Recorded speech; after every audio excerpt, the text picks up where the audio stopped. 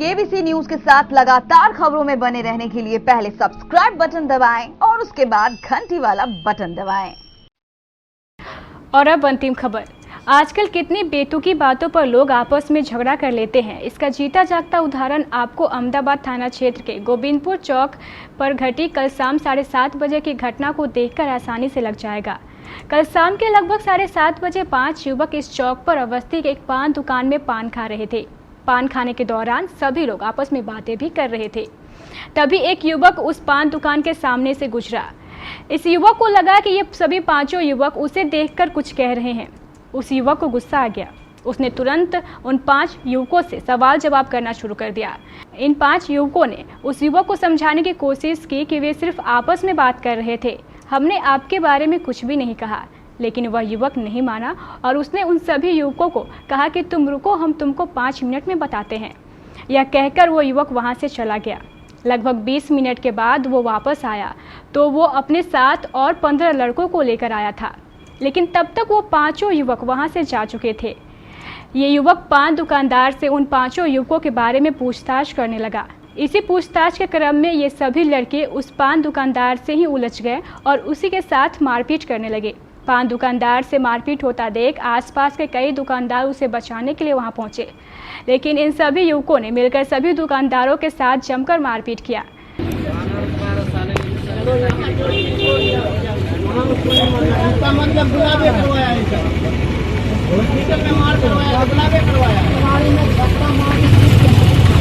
इस मारपीट में दुकान पक्ष के 6 लोग घायल हो गए, जबकि उस युवक के पक्ष से एक लड़का घायल हो गया। इन सभी घायलों को तुरंत इलाज के लिए स्थानीय प्राथमिक स्वास्थ्य केंद्र में भर्ती कराया गया, लेकिन बाद में संघन इलाज के लिए कटिहार सदर अस्पताल में भर्ती करा दिया गया। फिलहाल सभी घायलों का इलाज सदर अस्पताल में चल रहा है। देवेंद्र साहब क्या करते हैं? दुकानदारी। कौन मारा? उनको हम तो रोगी लेके जा रहे थे हॉस्पिटल के सामने।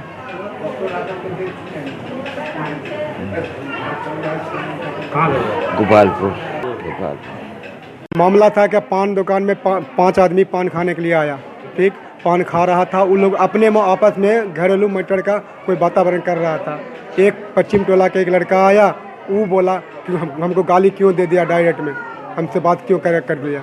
इसी में जो है वो बोला कि हम बुलाते हैं अपना आदमी को, अभी तुम यहीं रुको, अभी दिखाते हैं हम कौन है।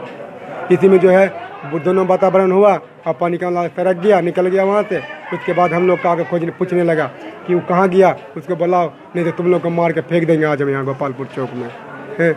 इसी में जो है डंडा उठाया और तिवारी जी को जो है 2 डंडा कस के दिया। उसके बाद ये बोला कि क्यों मार रहे हैं। कितने लोग घायल हुए? हम लोग 4-5 आदमी घायल हुए हैं।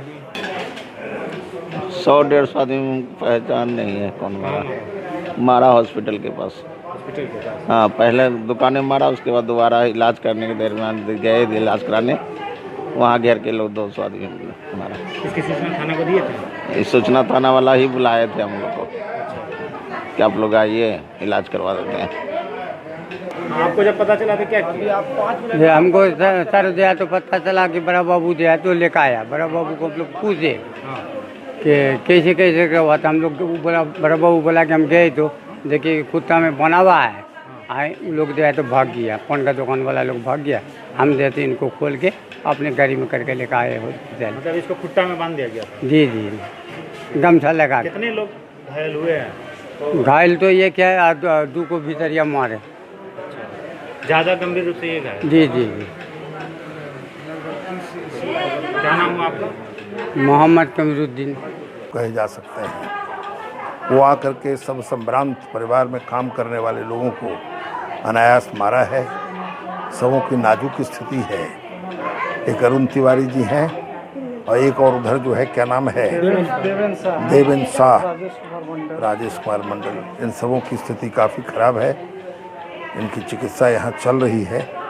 एसपी साहब स्वयं वहाँ गए थे जैसा मुझे मालूम हुआ है, और इन लोगों को एम्बुलेंस पर यहाँ लाया गया है। तो इस वक्त तो देखा जा रहा है कि पुलिस प्रशासन इस मामले में बहुत संवेदनशील और सतर्क है। लेकिन जैसी सूचना ये दे रहे हैं कि थाना को इस घटना की जानकारी जब दी गई तो वहाँ से कोई रिस्पांस नहीं आया। ये बड़ा खेद का विषय है और इसकी जांच एसपी साहब के स्तर से होनी चाहिए। अभी तो ये पता नहीं चल रहा है ये घटना क्यों घटी, और निश्चित तौर से इस घटना के पीछे जाना चाहिए और वो तत्व हैं उसकी तत्काल गिरफ्तारी होनी चाहिए। फिलहाल सभी घायलों का इलाज अस्पताल में चल रहा है।